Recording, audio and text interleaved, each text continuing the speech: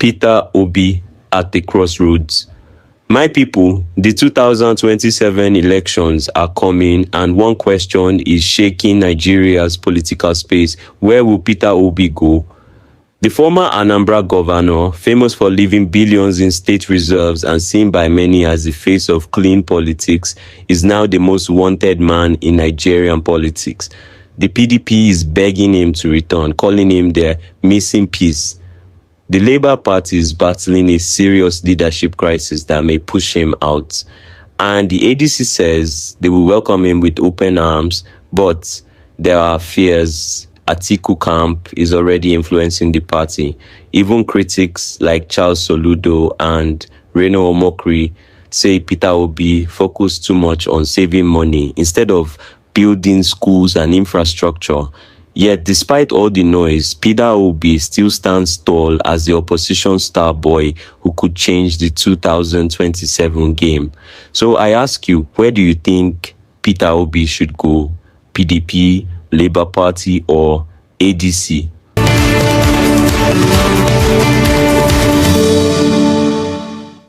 Now, the 2023 presidential candidate of the Labour Party, Peter Obi, is reiterating his promise to serve only one term of 4 years if elected Nigeria's next president in 2027. Now, in a statement on Sunday, the former governor of Anambra State explained that his decision to serve only one term is sacrosanct and inspired by the legacy of visionary leadership of American presidents Abraham Lincoln, John F. Kennedy, and Nelson Mandela of South Africa, each of whom stayed for a term or even less in office. But we're able to prove that longevity in office is not necessarily something that guarantees success, but rather it is how impactful and purposeful the leadership.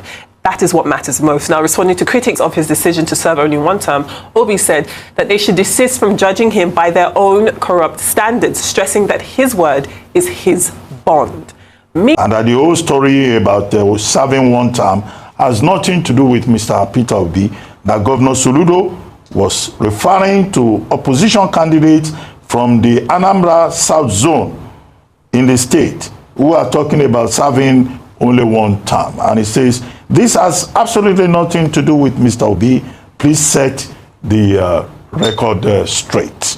But apart from this complaint from Anambra, right? Oh, okay. During the newspaper review, I don't think we mentioned Anambra. No, not your review. Oh, okay. I think the review at the beginning of the show. Yours. I'm with you. I'm sorry. My apologies. So, apart from this from Unabufe, do you think it is possible in Nigerian politics for anybody who becomes president from any zone to promise, oh, I will serve only one term, and people will believe that person? Because these positions are not held only by persons. They are also held by ethnic groups, geographical zones, and all of that. And all of them will come and say, no, this is our turn. And if Mr. Peter Obi becomes president of Nigeria, do you think Igbos will agree with him to say, oh, I want to do only one term, when the last time they held the #1 position was since the time of Aguiyi Rossi?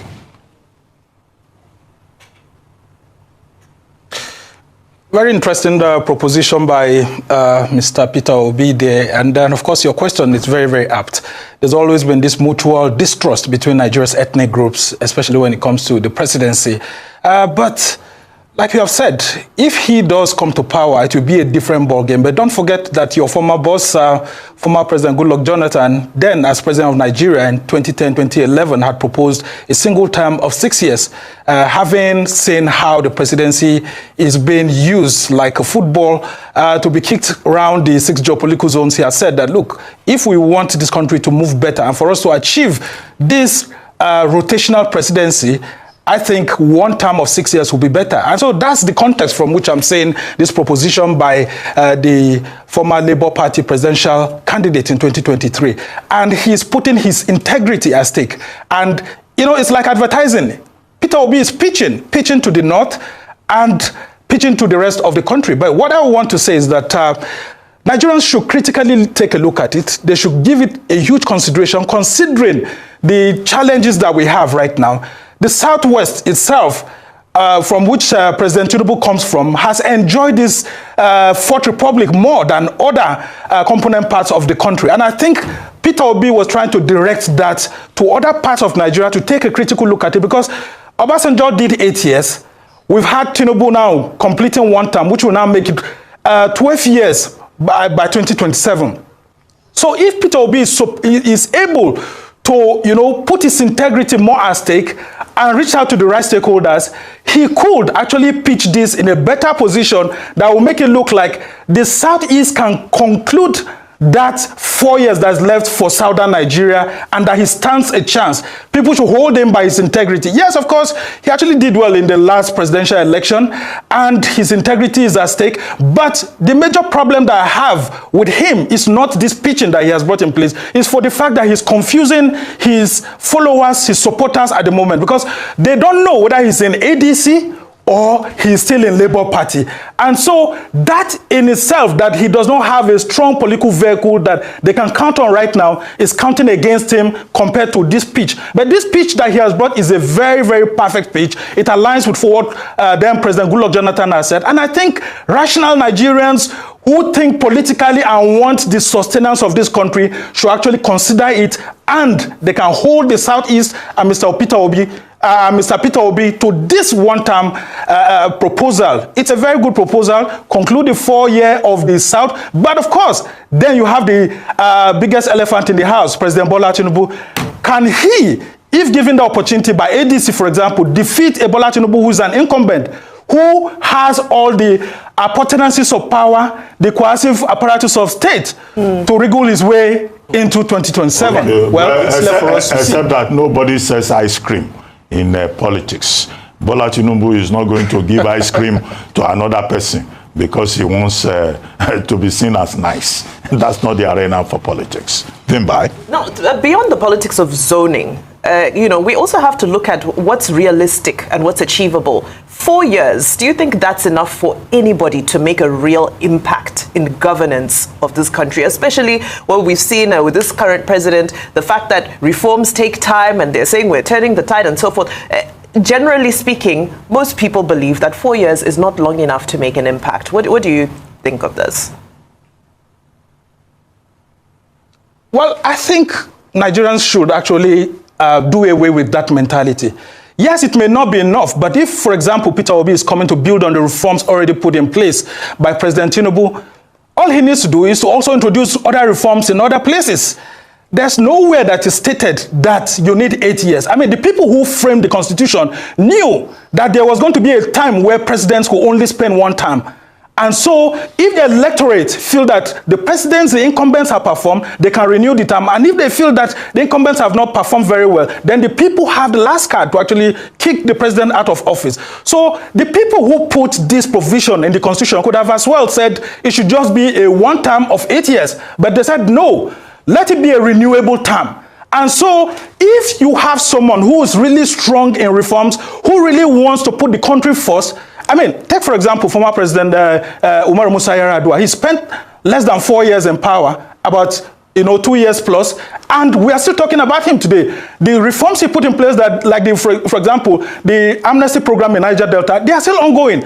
So we need statesmen at this moment. We've had enough of politicians who come to do 8 years, and we don't seem to have enough, including those politicians who wanted to extend their tenure from 2 terms of 4 years, like Obasanjo, where we had corporate Nigeria, for example, coming together in 2027, in 2006, 2007, wanting to extend the tenure of Obasanjo. If we want a reformist president, someone who just wants to put the country in good shape and then leave for the right leaders to come into place, I think we can do it. We can hold Peter Obi to his words, or even President Bola Tinubu, if his term is going to be renewed, hold him to some reformist agenda. It's long enough for us to just be giving people terms and compensating them because they have 2 terms or because they are from different regions. Can we try something new, for example, for the first time? I mean, on this very same topic, we did see the Arewa Consultative Forum not really speak as hopefully as you've been speaking. They say that this move from Peter Obi is a political strategy because, well, I can't speak for them, but perhaps the belief is that if he says that he only wants to do 1 term, then people in the north would be more inclined to back his presidency because there would be a rotation of power back to the north thereafter. What do you think about what the ACF had to say about this promise to only serve 1 term if he is elected come 2027? Yeah, it's a very good pitch, and the ACF and other component parts of northern Nigeria would want to actually give it a thought. But of course, then comes the question.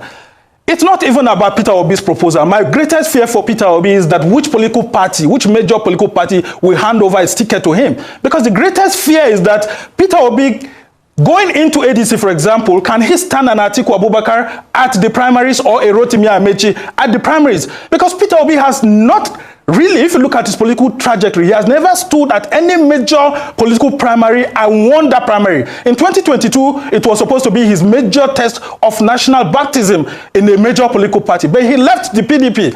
The other times, he was just as governor in 2003, and of course, you know what happened with Ngige and all of that, and he came and he got renewable time. So 2022 was supposed to be his major test, but he left PDP, went to the Labour Party, and of course, you know what happened, and the ticket was handed over to him. Now, if a bigger political party, he wants to represent that big political party, he would have to face the bigger guys, like, for example, Rotimi Amechi or Atiku Abubakar. Can he defeat Rotimi Amechi or Atiku Abubakar in the ADC?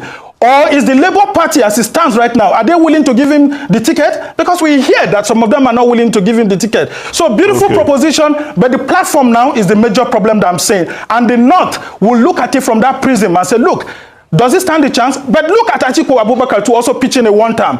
Can he be trusted? Can the Northerners agree? Is it not easier for them to go with Bola Tinubu and be sure that in 2031 they will get it back than for them to go with an Atiku Abubakar that they are not sure? And then, of course, it will affect the geopolitics of the Nigerian polity. So it's left for Nigerians to decide. Sumna, I get your point about platform. That has to be resolved. But I'm saying that any politician that comes to you and says, I'm going to do only one term, that's a sign of desperation. It will not work. Just like all these gambits about serving food, carrying plates, and doing boy at parties that could be better organized by event organizers. It's also a sign of desperation. It doesn't work. It will never work. And then the second challenge, of course, is that you say the North will buy into this idea of one term. No, the North will not.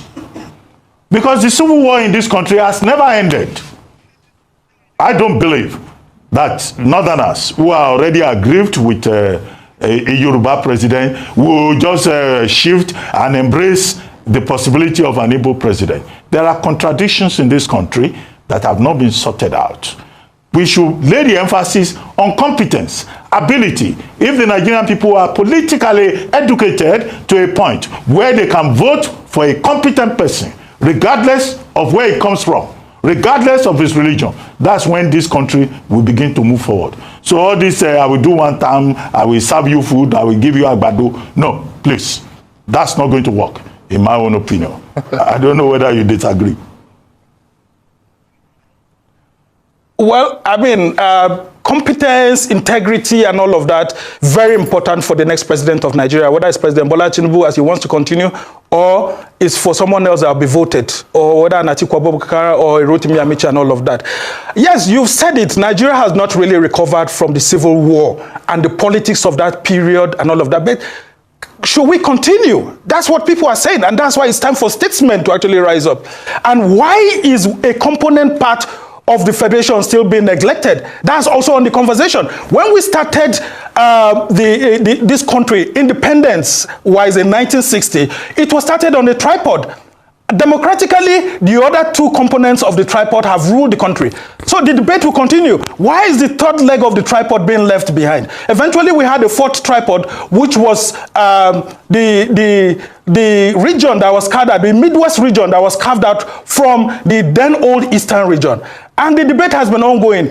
Why not have someone from there? Well, we eventually had someone from the South, which happened to be former President Goodluck Jonathan. But then, how long can we continue to isolate one of the tripod that we started this country with in 1960? That is what statesmen, people who are thinking into the future, are saying. And that's why, if you look at politics, the geopolitics of Nigeria at the moment, the best chance that the Southeast has right now seems to be coming with someone like a Peter Obi.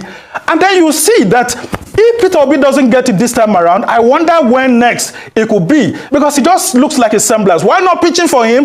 Look at President Bola Tinubu too. You have said it very clearly. Nobody gives you the presidency on a platter. And so Peter Obi has to do more than just offering this proposition. You will see how Tinubu supported several people. Supported Atiku Abubakar, supported Reno, and eventually supported Buhari before getting it. How many people has Peter Obi supported to get to the presidency than before coming? The only time he got the opportunity was in 2019 with Atiku Abubakar, but in 2022, 2023, he broke out. When people are saying that he should have supported Atiku Abubakar and it would have been an easiest ascendancy. Well, there are others who are now saying that the best way the Southeast can get to the presidency, I mean, from another thinking, is for Peter Obi to be Atiku Abubakar's vice presidential candidate, and by 2031, Atiku Abubakar will now hand over to him. That's the surest way.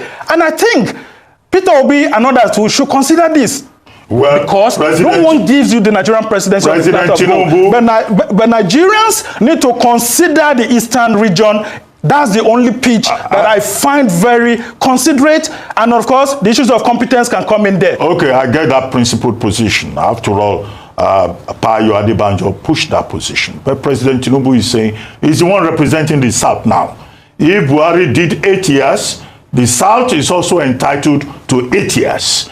And that's where the argument is. And that's why Gbajabi Amila is talking to his colleagues, and they are saying that the Southwest will hold this position for another 4 years. So there are many sides to this conversation. Drop your thoughts in the comments. Don't forget to like, share, and subscribe to the channel for more hot updates on Nigerian politics.